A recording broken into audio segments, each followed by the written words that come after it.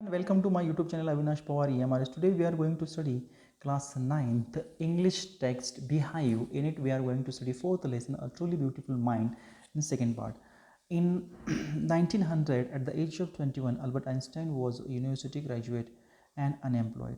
He worked as a teaching assistant, gave private lessons, and finally secured a job in 1902 as a technical expert in the patent office in burn. आता पहा 19व्या दशकामध्ये वयाच्या 21व्या वर्षी Albert Einstein हा graduate झाला, परंतु काही काम नव्हतं. नंतर टीचिंग असिस्टंट एक टीचिंगचा जॉब त्यांनी स्वीकारला आणि प्रायव्हेट लेसनही ते देण्याचं काम, धडा देण्याचं काम, शिकवण्याचं काम करत होते. म्हणजे टीचिंग असिस्टंट आणि शिकवण्याचं काम असं दोन्ही पण ते काम करत होते, शिक्षण क्षेत्रामध्ये होते. नंतर 1902मध्ये टेक्निकल एक्सपर्ट म्हणून त्याने पेटंटचे जे ऑफिस असतं, आपण जो शोध लावला ना त्याच्यावर हक्क सांगणारे, त्याला पेटंट म्हणतात, ते बर्न येथे ऑफिसमध्ये त्यांनी टेक्निकल एक्सपर्ट म्हणून काम केलेलं आहे. सो पेटंट हे असं डॉक्युमेंट आहे which gives the right of invention. तुम्हाला शोधाबद्दल तुमचे अधिकार तुम्हाला देते. बरोबर आहे, तुम्ही जो शोध लावला आहे ना तो अधिकार फक्त तुम्हालाच आहे, बाकीला त्याचा उपयोग करता येणार नाही. जर उपयोग करायचा असेल त्याच्या शोधाचा तर त्याचं परमिशन घ्यावे लागेल. So while he was suppose to be assessing other peoples invention, Einstein was actually developing his own idea in a secret. He is said to have jokingly called his desk drawer at work the Bureau of Theoretical Physics. आणि मग दुसऱ्या लोकांचे जे invention यायचे, शोध यायचे, त्याचे जर ॲसेसमेंट त्यावेळेस करायचे, ते तुलना किंवा त्याचं मूल्यमापन करायचे, ते त्यावेळेस त्यांना स्वतःच्या मनामध्ये पण विचार येऊ लागला की आपणही अशा पद्धतीने काही करू शकतो का. आणि मग ते जोक करायचे आणि म्हणायचे की जोकिंग हिज डेस्क ड्रॉवर, आणि म्हणायचे की ब्युरो ऑफ थिअरॉटिकल फिजिक्स असं ते म्हणायचे. So one of the famous paper in 1905 was Einstein's special theory of relativity according to which time and distance are not absolute.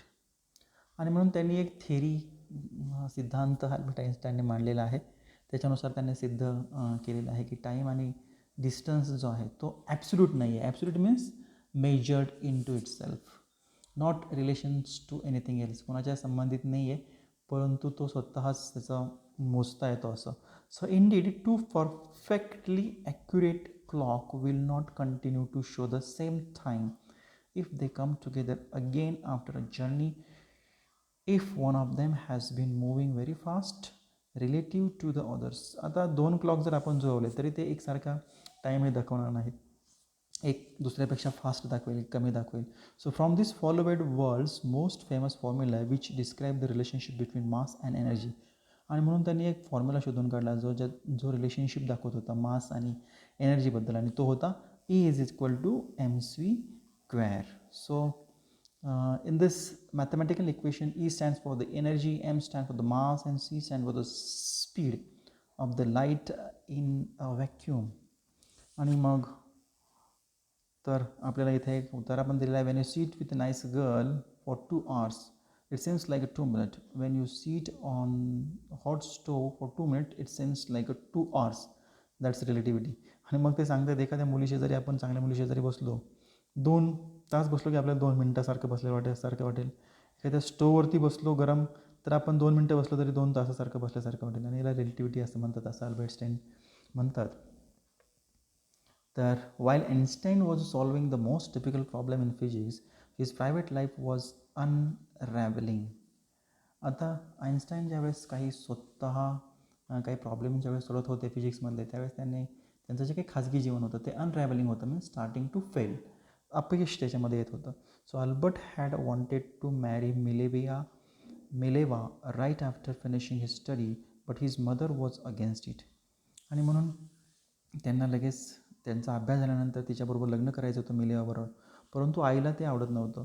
She thought Mileva who was 3 years older than her son and was too old for him. She was also bothered by Mileva's intelligence. आणि ती म्हणायची की ती त्याच्यापेक्षा 3 वर्षांनी मोठी आहे, त्याच्यापेक्षा खूप हुशार आहे.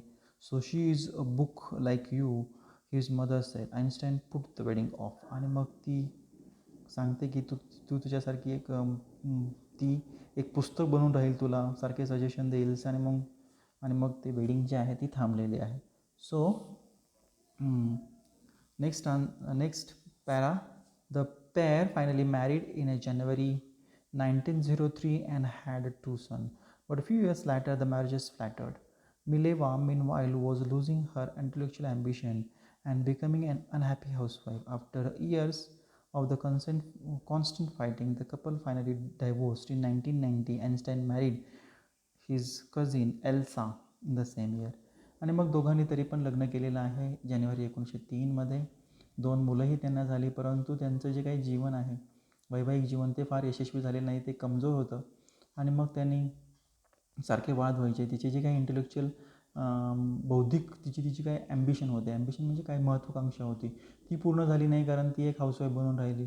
आणि म्हणून कंटिन्यूस त्यांच्यामध्ये वाद झाल्यामुळे त्यांनी 1919ला डिवोर्स घेतला आणि आईन्स्टाईनने दुसरं तिच्या कझिनबरोबर, हिज कझिन जे आहेत त्यांची एल्सा, त्याच वर्षी लग्न हे केलेलं आहे. So Einstein news personal chapter coincided with his rise to world fame. In 1915, he had published his general theory of relativity, which provided a new interpretation of gravity. An eclipse of the sun in 1990 brought proof that it was accurate. आणि मग आईन्स्टाईनने नवीन स्वतःचा जो personal chapter होता तो एक coincident झालेला आहे, योगायोग झालेला आहे. आणि राईज ऑफ वर्ल्ड फेम, त्याच्यामध्ये त्यांची जी काही कीर्ती आहे ती वाढलेली आहे. 1915मध्ये त्यांनी जनरल थेअरी रिलेटिव्हिटीवर पब्लिश केली आणि त्याच्यामुळे त्यांनी ग्रॅव्हिटीविषयी नवीन त्यांनी अर्थ त्याचा स्पष्ट केलेला आहे. सो आणि हे 1919ला जे काही ग्रहण झालं होतं सूर्याचं, त्याच्यामध्ये ते प्रूफही झालं accurate. So Einstein had correctly calculated in advance the extent of which the light from fixed stars would be deflected through the sun's gravitational field. The newspaper proclaimed his work a scientific revolution. आणि मग त्यांचं जे काही काम त्यांनी केलेलं आहे रिलेटिव्हिटीवर, ते न्यूजपेपरमध्ये पण पब्लिश झालेलं आहे आणि त्याला ते सायंटिफिक रिव्होल्युशन असं त्यांनी म्हटलेलं आहे. सो त्याने लाईटविषयी आपले जे काही विचार आहेत किंवा आपलं जे संशोधन आहे, so light from fix star would be deflected. आता जे काही स्टार असतात त्यांचा जो लाईट्स असतो तो डिफ्लेक्ट होतो. डिफ्लेक्ट म्हणजे change direction because of hit something. स्टारपासून येणारा लाईट हा चेंज करतो directions through the sun's gravitational fields. सूर्याची जी काही ग्रॅव्हिटेशनल फील्ड असते त्याच्यामुळे हे सगळं होतं असं त्यांनी शोध लावलेला होता. गुरुत्वाकर्षण ज्याला म्हणतो ना, gravity. So Einstein received a Nobel Prize for Physics in 1921. He was showered with honor and invitations from all over the world and lauded by press. आणि मग 1921ला त्यांना नोबेल प्राईज फिजिक्समध्ये मिळालेला आहे. खूप सारे त्यांना सन्मान मिळालेले आहेत जगामधून, त्यांना सन्मान मिळालेला आहे. प्रेसनेही त्यांचं खूप सारं स्वागत केलेलं आहे. When the Nazis came to power in Germany in 1933, Einstein immigrated to the United States. 5 years later, the discovery of nuclear fission in Berlin had American physicists in an uproar. Very upset. अप्रोर म्हणजे very upset. आता नाझींची ज्यावेळेस सत्ता आली जर्मनीमध्ये 1933मध्ये, त्यावेळेस Einstein अमेरिकेला गेलेले आहेत आणि त्याच्या 5 वर्षानंतर त्याने न्यूक्लिअर फिशन जे आहे याच्यावर बर्लिन इथे शोध लावलेला आहे. त्याच्यामुळे न्यूक्लिअर अणुबॉम्बचा ज्याला म्हणूया शोध त्याने लावलेला आहे. That is American physicist in and अप्रोर. त्याच्यामुळे अमेरिकेचे जे शास्त्रज्ञ होते ते आपण म्हणूया अपसेट झालेले आहेत. So many of them had fled from fascism just as Einstein had, and not they were afraid of Nazis could build and use an atomic bomb. आणि सगळेजण तिथून हे जर्मनीमधून पळण्याच्या मार्गावर होते. फॅसिझम त्यांना आवडत नव्हतं, ही विचारधारा आहे, जसं हुकुमशाही आपण म्हणूया. आणि मग नाझीला ते भीत नव्हते, की त्यांना असं वाटत होतं की हे ॲटॉमिक बॉम्बचा काही दुरुपयोग करते आणि म्हणून त्यांना त्याची भीती वाटत होती. म्हणजे याचा शोध, ॲटॉमिक बॉम्बचा शोधही यांनी लावलेला आहे.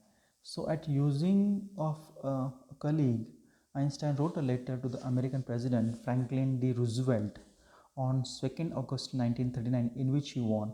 आणि मग त्याने अमेरिकेचे राष्ट्राध्यक्ष आहेत फ्रँकलिन रूझवेल्ट यांना पत्र लिहिलेलं आहे. त्याच्यामध्ये त्यांनी वॉर्न केलेलं आहे.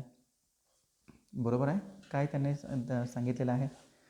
A single bomb in this type exploded in a port might very well destroy the whole port together with the sum of the surrounding territories. हा सिंगल जो बॉम्ब आहे संपूर्ण जे बेट आहे ते नष्ट करेल, परंतु संपूर्ण सभोवतालचा प्रदेश जो आहे तोही नष्ट होईल.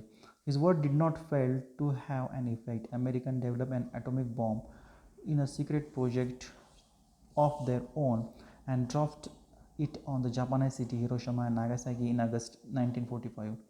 पण अमेरिकेने तो ॲटम बॉम्ब डेव्हलप केलाच, प्रोजेक्ट तो डेव्हलप केला आणि तो जो बॉम्ब आहे जपानमधील हिरोशिमा नागासाकी येथे ऑगस्ट 1945मध्ये टाकलेला आहे. त्याने तसा वॉर्निंगही दिलेली होती की असं करू नका, तरीही त्याचे काही दुष्परिणाम आहेत त्याने सांगितलेलं होतं, ज्याचा शोध आइन्स्टाईन यांनी लावला होता. So Einstein was deeply shaken by the extent of destruction. The time he wrote a public missive to United Nation. आणि मग त्याने अमेरिकेला याच्याबद्दल एक त्याने लेटरही लिहिलेलं आहे, लॉंग ऑफिशियल लेटर लिहिलेलं आहे, कारण त्यांना ते जे काही विनाश झालेला आहे तो आइन्स्टाईनना आवडलेला नाही आहे. आणि युनायटेड नेशन्सला त्याने एक पब्लिक मिसिव्ह म्हणजे एक नोट लेटर लिहिलेलं आहे, त्याच्यामध्ये ते म्हणतायत, in it he proposed the formation of a world government. Unlike the letter to Roosevelt, this one made no impact. But over the next decade, Einstein got ever more involved in politics, agitating for an end of the arms build-up and using his popularity to campaign for the peace and democracies. आता त्याने सांगितलेलं आहे की मी जसं रोझवेल्ट यांना पत्र लिहिलं तसंही त्यांच्यामध्ये काही फरक पडला नाही, तरी त्यांनी ॲटम बॉम्बचा यूज केलाच. तर म्हणून पुढच्या ज्या 10 वर्ष येणार आहेत, आइन्स्टाईन हे पॉलिटिक्समध्ये जास्त इन्वॉल्व झाले, त्यांनी चळवळी उभारल्या आणि त्याने सांगितलेलं आहे की याचा दुरुपयोग तुम्ही करू नका. आणि त्याने शांततेसाठी, लोकशाहीसाठी एक मोहीम या आइन्स्टाईन यांनी, या शास्त्रज्ञांनी उघडलेली आहे. So when Einstein died in 1955 at the age of 76, he was celebrated as the visionary and the world citizen as much as a scientific genius. आणि म्हणून ज्यावेळेस 1955ला त्यांचा मृत्यू झाला वयाच्या 76 वर्षी, त्यांना विजनरी असं म्हटलेलं आहे. Visionary means person who can think about फ्युचरविषयी विचार करणारे जे काही विचारवंत आहेत, जे ओरिजिनल आहेत, जे इंटेलेक्च्युअल बौद्धिकदृष्ट्या ज्यांच्याकडे दृष्टी असते, अशा त्यांना विजनरी म्हणतात. जागतिक नागरिक त्यांना सन्मान मिळालेला आहे सायंटिफिक जिनियसपेक्षा. तर असा हा अल्बर्ट आइन्स्टाईन यांचा हा लेसन होता. Thank you friends for watching this video.